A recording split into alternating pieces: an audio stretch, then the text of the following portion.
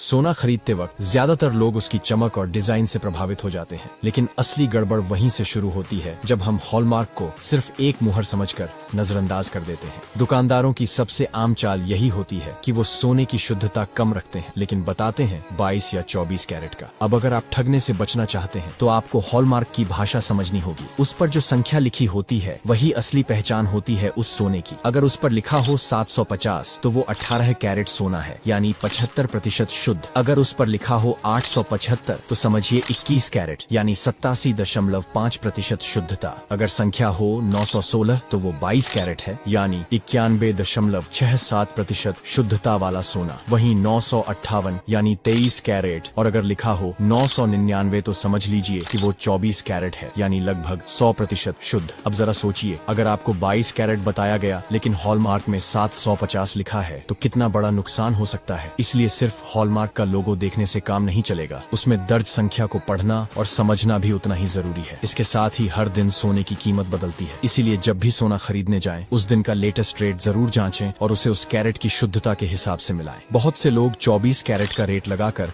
आपको 18 कैरेट थमा देते हैं और आप लाखों का नुकसान झेल लेते हैं। इसके अलावा कुछ दुकानदार नकली हॉलमार्क भी लगा देते हैं जो असली जैसा दिखता है लेकिन होता नहीं। इसलिए कोशिश करें कि हमेशा BIS प्रमाणित दुकान से ही खरीदारी करें और बिना बिल के कोई सौदा न करें। बिल में हॉलमार्क नंबर, शुद्धता, वजन और मेकिंग चार्ज साफ साफ लिखा होना चाहिए। ये सब बातें सिर्फ इसलिए नहीं है कि आपको जानकारी हो, बल्कि इसलिए हैं कि जब आप जरूरत के समय उस सोने को बेचें तो अच्छा रेट मिले और कोई आपको बेवकूफ न बना सके। खासकर घर की महिलाओं को यह जानकारी जरूर होनी चाहिए, क्योंकि जेवर वही खरीदती है लेकिन दुकानदार की चालाकियों का शिकार भी वही बनती है। अगली बार जब आप या आपके घर वाले सोने की दुकान जाएं तो सिर्फ डिजाइन और वजन नहीं, हॉलमार्क की सच्चाई भी परखिए। और इस जानकारी को सिर्फ अपने तक सीमित न रखें, इसे अपने दोस्तों, रिश्तेदारों और पड़ोसियों तक जरूर पहुंचाइए ताकि हर कोई जागरूक हो सके। याद रखिए, आज के दौर में सोना खरीदना सिर्फ जेवर लेना नहीं है, बल्कि समझदारी से लिया गया बड़ा निवेश है। और अगर उसमें जानकारी नहीं है तो वही निवेश नुकसान बन सकता है। इसलिए हमेशा सोच समझकर खरीदिए, सवाल पूछिए और जागरूक बनिए।